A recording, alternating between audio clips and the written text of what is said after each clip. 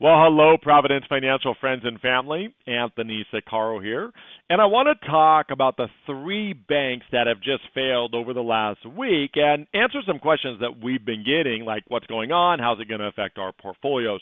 So there are three banks that went bankrupt, Silvergate Bank, Silicon Valley Bank, and Signature Bank. So I'm going to try and keep those straight in our conversation, but those three went bankrupt, and Silicon Valley Bank is the one that got all the credit. But prior to Silicon Valley Bank, Silvergate went bankrupt a few days before, and then Signature Bank went bankrupt just the next day after SVB went bankrupt. So how does this affect you? Yeah, that's a question I want to answer, and I want to take you backstage and share with you kind of what happened behind the scenes as well, too. Now, what all three of these banks in common is they were regional banks that serviced a very special or specific kind of industry. Silvergate and Signature Bank had a lot of crypto. They serviced a lot of the crypto industry, and crypto's been down. It's had a horrible run for the last year and maybe change, and that's why those two banks went out of business.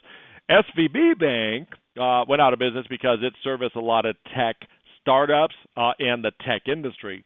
Now, if you look at the NASDAQ, which is the tech indice, the indice that measures the tech industry, then you'll notice that it's down 15% year to date. It's had a rough couple of years, not doing great. The tech industry in general has had a rough couple of years because of interest rates. The rise in interest rates directly affects the tech industry almost more than any other industry. And I will tell you that the rise of interest rates, the Federal Reserve raising interest rates, is ultimately what put Silicon Valley Bank out of business. And I want to share with you why that is. Well, Silicon Valley Bank years ago, in the last 2 or 3 years, I don't want to make it sound like too long, but 2 or 3 years ago, bought tens of billions of dollars of Treasury bonds. And the Treasury bond is a bond in the United States government. It's considered the safest investment you can have. And a lot of the maturities of their bonds were in the 10-year duration. So what that means is they buy the bond, they get an interest rate for 10 years, and then at the end of 10 years, or whatever the duration is, it wasn't just all 10 years, whatever the duration is, then they're going to get their principal back. And it's just like the bonds that you own in your portfolio. You buy it, you hold it to maturity, you get your guaranteed income along the way, and then when the bond matures, you get your principal back. Now, between the time that you buy the bond and the time the bond matures, the value of that bond is going to fluctuate. And one of the biggest reasons that bond values fluctuate, including Treasury bonds, has to do with interest rates. And bond values fluctuate opposite of interest rates. So if interest rates go up, bond values go down. If interest rates go down, bond values go up. So if you're going to be invested in bonds or considering investing in bonds, you need to know where you are in the interest rate environment. Because as the rates go up, your bond value is going to drop. Now, you might be saying, well, that's not good. Well, if you're getting your income and you're spending your income doesn't change. And if you hold the bond to maturity, then what happens is your income doesn't change, it stays the same. You're going to get all your principal back when the bond matures, assuming that the entity doesn't go bankrupt. So it doesn't matter the fluctuation along the way because your income stays the same. So let's go back to talking about Silicon Valley Bank. They bought Treasury bonds 2 and 3 years ago. Well, what have interest rates done in the last 2 or 3 years? They've gone up. They've gone up dramatically. At the beginning of 2022, interest rates were up 0.25%. And now interest rates are at the 5% level, approaching 5% very quickly. So interest rates have gone up in dramatic fashion over the last 15 months or so. So what does that do to Silicon Valley Bank's bond portfolio? It went down. It went way down. Now, you might say, well, Anthony, just based on your explanation, that's okay. They just hold them to maturity. Well, not so fast, not because with a bank has to have capital requirements. And a bank has to have a certain amount of money available. And a bank has to be able to give money to people that want it. So you might own a bond and you might be able to hold that bond to maturity, but a bank can't. And a bank has a capital reserve requirement that they have to meet. And by the time that they went bankrupt, or I should say a part of what caused them to go bankrupt, is that the yield on their bond portfolio was 1.79%. 1.79%. Now, a 10-year treasury was 3.9%. So you could get 2.25 basis points or 2.25 more percent in a 10-year treasury than they were earning on their portfolio. Oh, and now, by the way, maybe there are going to be people that are coming in withdrawing their money to go buy a 10-year treasury because the bank can't pay them that amount. And now they have to sell their bond portfolio to come up with the liquidity to meet the capital requirements and to be able to actually give money to the people that want to withdraw money. They have to sell a bond portfolio to be able to give you your deposit. And they're supposed to have enough of a capital reserve to do this, but the fact is that the Federal Reserve has raised interest rates so much that there was a huge disparity, and it caused the value of their bond portfolio to take a big loss. So they decided to sell some bonds. That's what triggered the actual sell-off. They decided to sell some bonds. They sold something like $22 billion of bonds. They took, I believe it was a little over a $2 billion loss.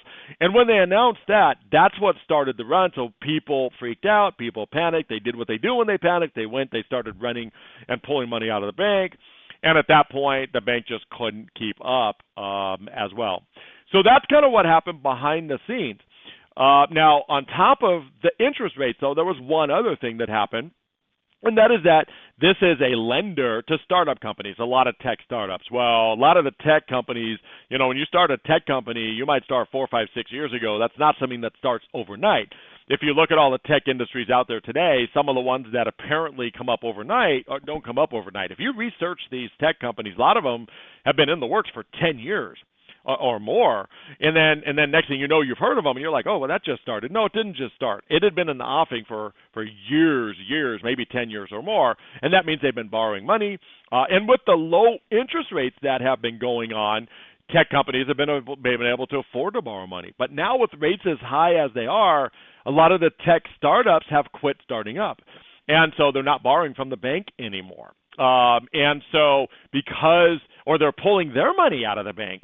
Even worse, because of the fact that they can't afford to continue starting up. So also them too, these tech startups were pulling money out of the bank as well too. And then once there's news that the bank sold as a loss, not only will the tech companies decided to pull out, but you have money managers that are saying, hey, get out. Regional banks, you got to get out of the regional banks. And so that's what's happening. And it's created a short-term run, which is why, instantly there were several other banks. And matter of fact, the whole banking industry went down in general as a result of what happened with this bank, because no one knew whether there was going to be a run on the money. But that was squelched. And it was squelched pretty quickly because Biden administration came out and said, look, we're not going to let anyone lose any money. Now, the anyone in that equation is the depositors.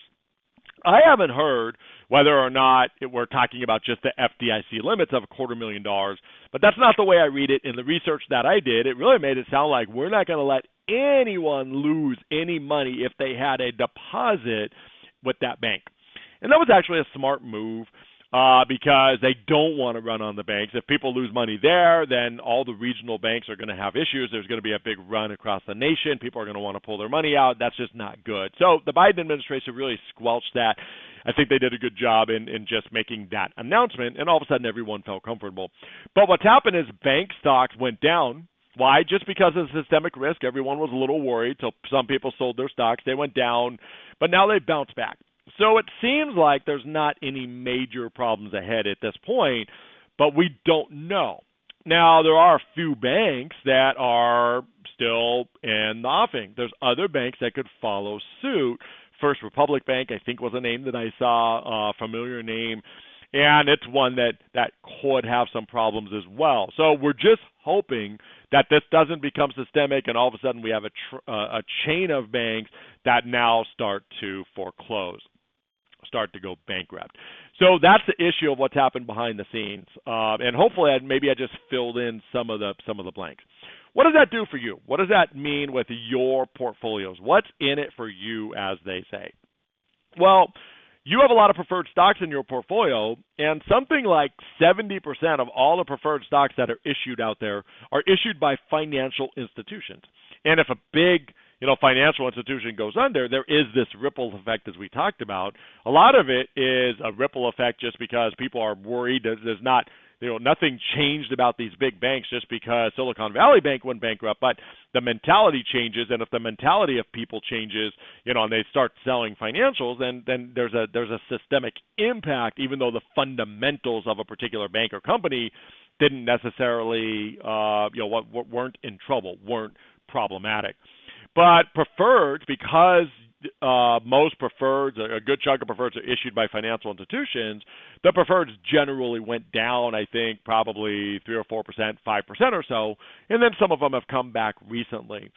There are some BDCs that you have that have some exposure, not to Silicon Valley Bank, but to the same type of startups and senior loans that are affected by the banking industry, by the financial industry. And I don't know that I can even get into much more detail than that. I've been in touch with Sound Income Strategies, Sound Income Group. Of course, that's the company that is managing your portfolio.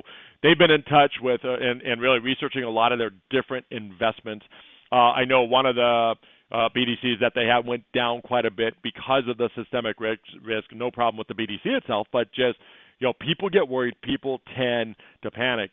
But that's why your portfolio is extremely diversified. You generally have, less than 1 or 2% in anything, and there are a few things that you might have 3 or 4% in. But if you have 3% in a position, and that position happens to go down by 10 or 20%, you don't even know. I mean, there's a little blip on the radar as far as you're concerned.